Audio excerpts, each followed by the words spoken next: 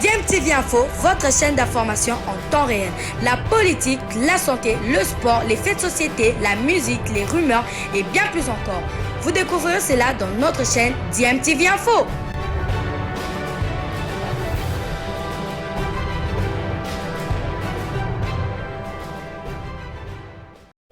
Vous êtes sur DMTV, bonjour ou bonsoir, tout dépend de l'heure à laquelle vous nous suivez. Tout plaisir est pour nous de vous retrouver, mais surtout de savoir que vous êtes nombreux en train de suivre votre chaîne YouTube DMTV. DMTV qui vous propose l'actualité, mais vous propose également des analyses et des réflexions sur des sujets d'actualité, sur des faits sociaux ou tout simplement des réalités vécues ici chez nous en République démocratique du Congo. DMTV vous propose un petit tour d'horizon pour avoir des nouvelles de certains internationaux congolais. Nous sommes à l'heure du mercato, des préparations de pré-saison.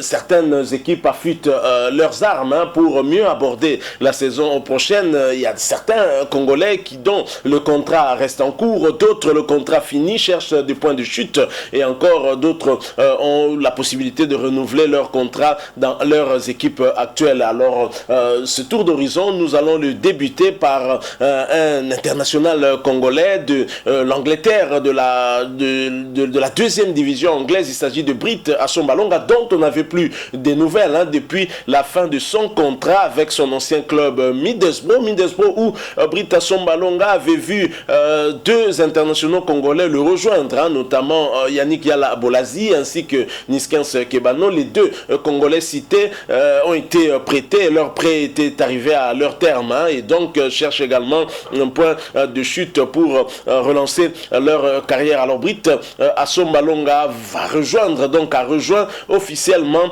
la Turquie, la formation d'Adana à Demirspor, et une formation nouvellement promue en première division turque cette saison, et cela pour les 3 prochaines saisons. Britt Assombalonga a donc signé pour 3 ans. Il faut dire qu'il était libre de tout engagement depuis la fin de son contrat avec Middlesbrough en deuxième division anglaise, après y avoir passé 4 ans de beaux et loyaux services.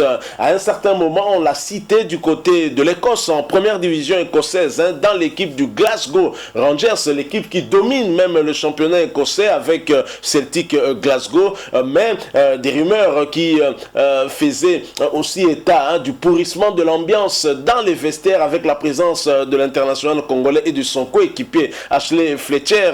Mais à vrai dire, ce n'était pas la vraie raison qui a poussé le Congolais à partir. La vraie raison est plutôt ailleurs, surtout pour Britt Assombalonga. En effet, il coûtait beaucoup plus cher à l'équipe parce qu'il touchait 160 000 livres sterling le mois. C'était en tout cas l'un des plus gros salaires du club, ayant très bien évidemment son gros transfert d'il y a 4 ans. Il était venu en pompe au niveau de cette équipe de Middlesbrough. Alors voilà des nouvelles de Britt Assombalonga vont nous amener du côté de la Belgique, cette fois pour avoir des nouvelles de l'international congolais Jackson Muleka. Jackson Muleka qui aurait dû faire partie des joueurs sélectionnés pour le stage de Tunis avec Hector Raoul Cooper. Il avait été cité, si je ne me trompe pas, dans la liste, la première liste de Daouda Alupembe, et une liste de 32 joueurs avec 4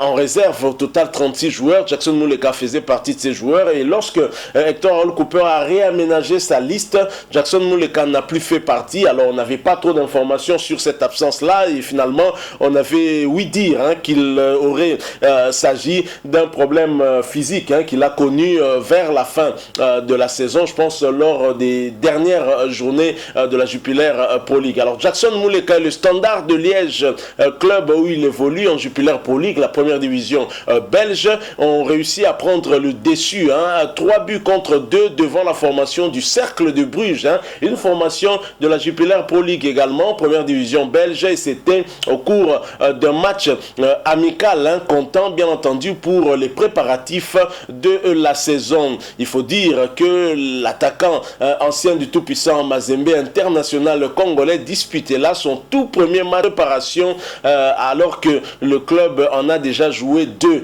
et il a signé ce retour avec un but à la 57e minute, leur troisième but dans cette partie. Félicitations à Jackson Muleka, et nous osons croire que cette saison, il l'abordera de la plus belle des manières, hein, et qu'il aura un peu moins de problèmes physiques, hein, comme il a eu à connaître la saison passée. Cette fois, nous lui souhaitons en tout cas du meilleur, parce que l'équipe nationale de la RDC aura besoin aussi d'un Jackson Muleka en forme. Alors un autre international congolais, c'est Paul-José Mpoku. Paul-José Mpoku, dont on n'a pas vraiment de nouvelles sur le point de chute, parce qu'on sait que son contrat avec le club des Émirats Arabes Unis Al-Wahda était déjà terminé. Paul-José Mpoku a fait partie du stage de Tunis, hein, où la RDC a joué en amical contre les Aigles de Carthage. C'était le 5 juin dernier, match perdu 1-0. Ensuite, c'était contre les Aigles du Mali, match nul 1-1 avec une égalisation du sociétaire du Raja Club Casablanca, Ben Malango Ngita. Alors, Paul-José Mpoku, sans club, hein, depuis son départ d'Al-Wahda, il enquête bien évidemment d'un nouveau point de chute, un nouveau défi certainement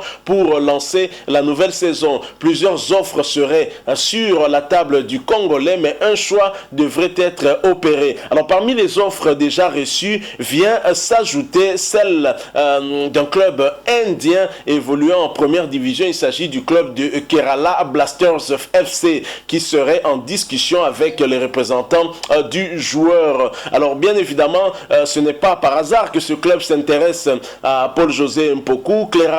Kerala Blasters FC est coaché par un certain Ivan Vukomanovic, qui fut aussi entraîneur de Paul-José Mpoku au Standard de Liège, hein, pendant qu'il était en Belgique. Et certainement, cet intérêt de ce club indien n'est pas en tout cas anodin, hein. C'est l'entraîneur, l'ancien entraîneur évidemment du Standard de Liège, qui connaît les qualités de l'international congolais, qui certainement a pointé du doigt Polo, donc Paul-José Mpoku. Va-t-il accepter, va-t-il aller tenter un nouveau défi du côté de l'Inde, sachant aussi qu'aller en Inde pourrait aussi peut-être amenuiser d'être sélectionné en équipe nationale avec Hector Raoul Cooper, vu que le championnat quand même est un championnat, on pourrait dire, moyen. Donc c'est une question qu'on peut se poser aussi. Alors l'Inde, c'est aussi une expérience qui a été vécue par un ancien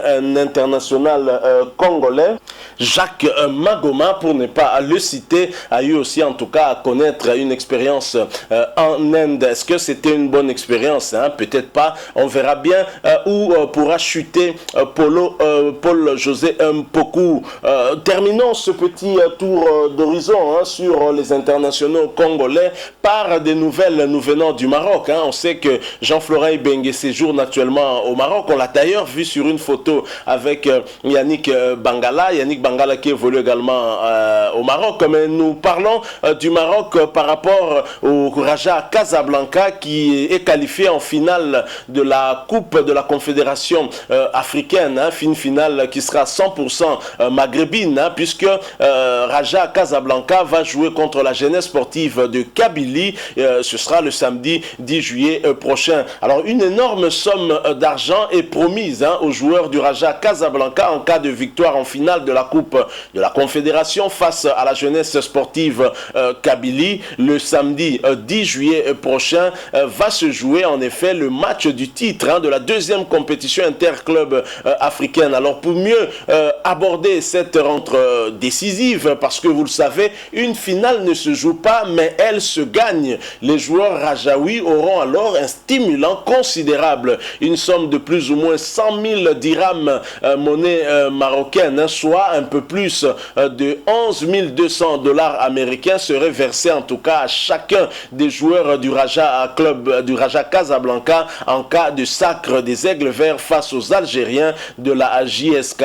Les deux internationaux congolais, Ben Malango Ngita, ancien du tout-puissant Mazembe Anglebert, et Fabrice Ngoma Luamba, ancien de l'ASV Club, devront donc mouiller leur maillot pour non seulement donner au Raja Casablanca un titre continental, mais aussi pour s'adjuger cette belle cagnotte. Il faut dire que ce titre, hein, pourra aussi étoffer un peu plus, hein, le palmarès de ces deux internationaux congolais, particulièrement à Ben Malango, qui a eu à faire une très belle saison, hein. Cette année, il ne cesse d'inscrire 2 buts et nous lui souhaitons en tout cas toute toutes les bonnes chances. Et certainement, les Congolais seront derrière les deux Congolais qui vont nous représenter dans cette finale. Même si les deux clubs congolais, les 4 clubs congolais engagés dans les 2 compétitions africaines interclubs ont été éliminés. Mais au moins, on aura 2 Congolais au cours de la finale de la 2e compétition interclub en Afrique qui pourront nous représenter. Nous croisons les doigts pour eux, espérons qu'ils pourront remporter ce titre-là. Merci beaucoup à vous qui nous avez suivis. Nous sommes arrivés à la fin de ce petit tour d'horizon de certains internationaux congolais. Si vous l'avez aimé, laissez-nous un maximum de j'aime. Likez donc cette vidéo. Merci de partager avec nous aussi votre opinion en nous la laissant à travers un commentaire. Vous êtes nouveau sur cette chaîne ou ancien, mais que vous ne vous êtes pas encore abonné, n'hésitez pas s'il vous plaît, abonnez-vous et n'oubliez pas qu'en vous abonnant, vous verrez une petite cloche de notification. Cliquez dessus, elle vous permettra de ne plus rien manquer des prochaines vidéos que nous allons vous proposer. Encore une fois, merci à vous. Nous espérons vous retrouver très bientôt si Dieu nous prête vie. En attendant, portez-vous bien et DMTV vous dit au revoir.